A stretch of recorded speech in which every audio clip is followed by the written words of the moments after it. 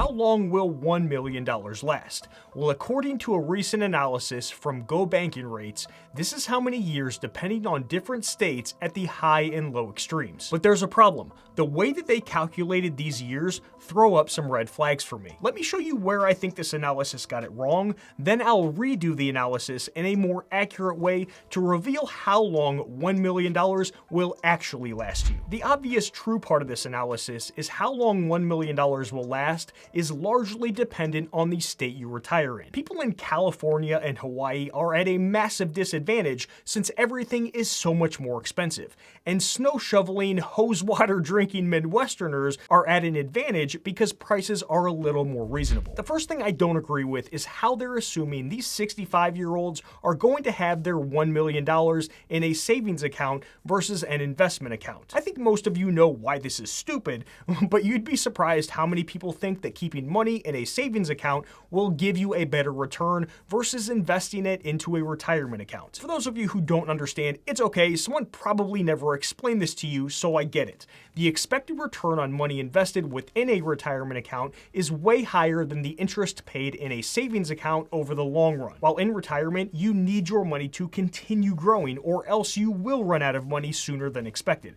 So having a portion of it invested is extremely important. I'll show you this in more detail later in the video when I model the finances of someone retiring with $1 million. The next problem with this analysis is that they're not accounting for inflation when determining how long this money will last. If we included inflation in these calculations, these millionaire retirees would either run out of money sooner than expected or face a sharp decline in standard of living because they can't keep up with rising costs. Don't know about you, but as I've gotten older, and especially since 2020, I've come to realize how insidious inflation truly is. And it's gone. It's essentially a silent tax we're all forced to pay no matter how much you make. At least with the traditional tax system, they're pretty open about telling us when they're going to screw us over and by how much, so we can get our finances in order to handle it. With inflation, you don't see it until it's too late, and we have very little control over when it happens, how it happens, and by how much. This analysis also doesn't account for Social Security, which is a big problem. Since it looks at people who are 65 and older today, we should expect that they are going to continue to get it. So it doesn't necessarily make sense to leave this recurring monthly income out of the picture. Trust me, I know about how it's expected to run out in the future, but I think this is going to affect us younger people more than the ones closer to or even in retirement. If anything, us youngins should expect to get a very reduced amount. I can't imagine that it's going to go over very well for the government if we've been paying into the system and they give us $0. Because of that, we need to prepare for this while we're still in our working years. This analysis from gobankingrates also assumes that someone continues to spend the same amount knowing that they're going to run out of money. That is very flawed thinking. If you're driving your car really fast and you see a cliff up ahead, then are you going to continue at the same speed in the same direction? Some of you closet psychopaths will, but most of you won't. It's the same idea with spending in retirement. Unless you're doing something really dumb like investing in riskier assets, you don't just run out of money overnight. With NFTs, you can give your customers unique digital goods on the blockchain. And it's gone. You review the plan every quarter, 6 months, year, or whatever you decide to verify that the wheels are still on the bus. If not, or you see a problem on the horizon, there's a lot of levers that you can pull to make changes to the plan to reduce your chances of running out of money too soon. I don't think us humans give ourselves enough credit for how good we are at adapting to unknown or less than ideal situations if we have to. So let's actually model how long $1 million will last when we account for some of the things that this analysis left out. Then I'll show you some changes that could be made to this plan. We need to level set on all of the inputs before we go through the results so you can understand how we got there. We have a 65-year-old, which we'll call Bill, with $1 million, and it's assuming a 20-year retirement, so he's going to live to 85. I had to choose a state this person lives in. I didn't want to go with one of the extremes in the high or low cost of living area, so I settled for one that's right in the middle, which is North Carolina. The yearly expenses total about $50,500. Here's how they have the expenses broken down. As you can see, there's an extra $1,700 per month they don't have going to a specific category.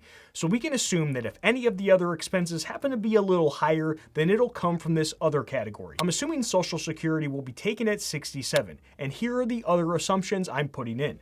With taxes for now, I'm showing that it'll revert back to what they were in 2017 since we have no idea how things are going to play out going forward. If it changes in the future, then this software will update with that new info. This is how I have each account broken down. $950,000 in retirement accounts, and I'm leaving $50,000 in a savings account, which we'll assume is an emergency fund, so it won't be touched unless it has to be. Keep in mind that how money is divided between pre- and post-tax accounts can make a big difference when it comes to withdrawing money. I had to make some assumptions since the analysis didn't include that, and this is what I came up with. New Retirement ran 1,000 simulations with our average assumptions to determine that there's a 98% chance Bill would be able to fund his retirement through 85.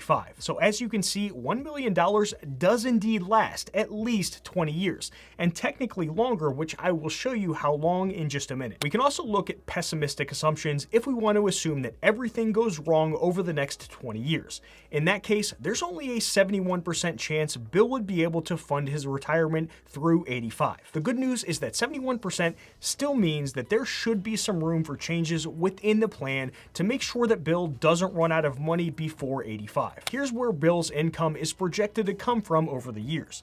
Social Security kicks in at 67, and required minimum distributions from his traditional 401k start at 73. You might notice this big spike at the end. Don't worry, we'll talk about it in just a minute. When it comes to estimated expenses, here's where the money is going every year when we account for state and federal taxes. That big spike at the end is where New Retirement starts assuming that you are going to need to pay for long-term care insurance during the last 4 years that you're alive, so that's why you see that large jump. They have a bunch of different options to model how this looks, which changes the outcome, so I just chose that Bill is going to use up savings, then try to qualify for baseline care. In this section, we can see the different income buckets to get an idea of where money is coming from to fund Bill's expenses. Since Social Security is being paid at 67, you can see that less needs to be withdrawn from the retirement accounts. Then, once RMDs kick in at 73, you can see how much Bill is forced to withdraw, how much Social Security is paying, and then how much is needed to be withdrawn from this retirement account to cover the shortfall. When we break down the balances of each account over time,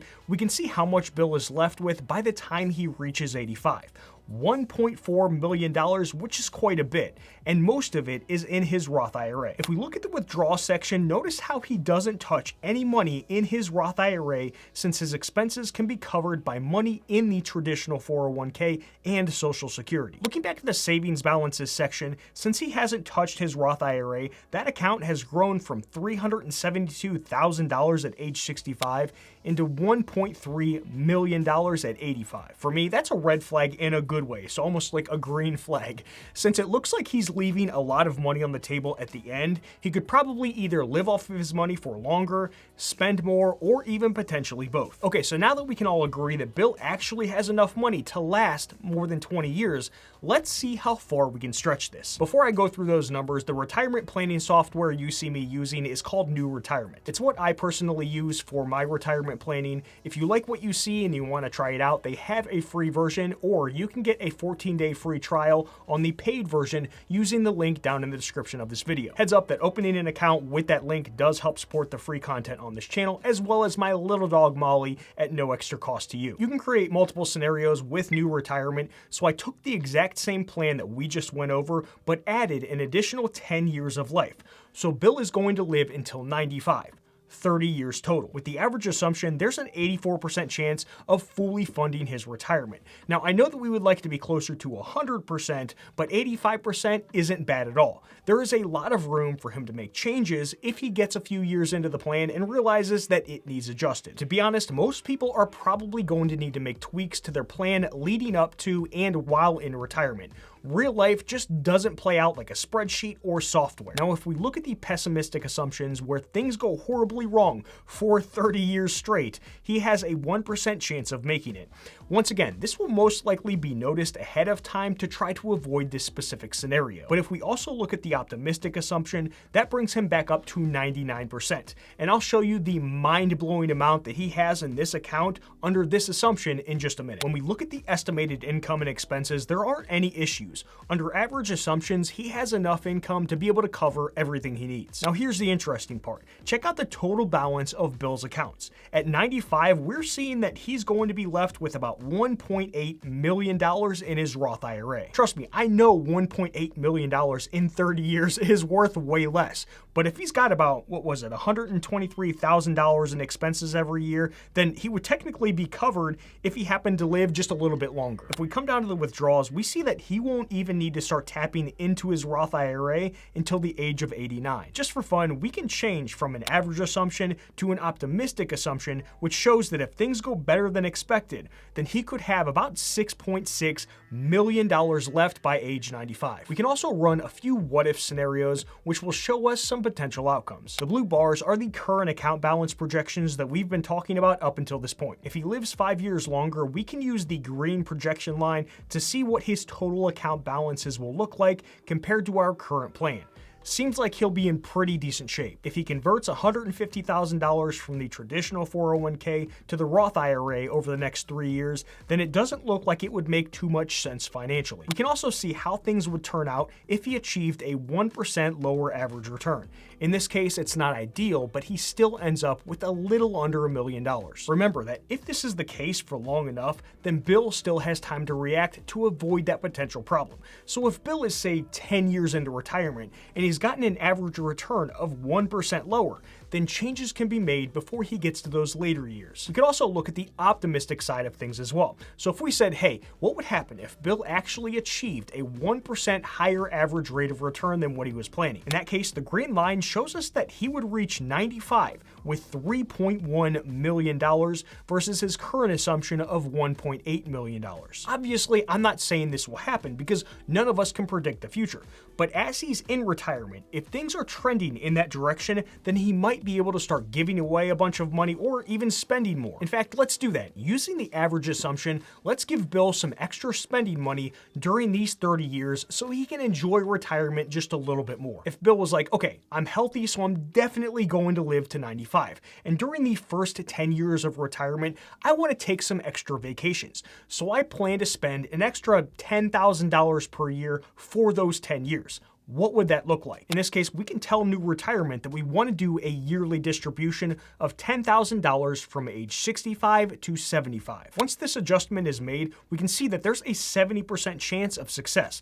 Not the best, but not necessarily the worst. And the savings balance by 95 is about $1.3 million.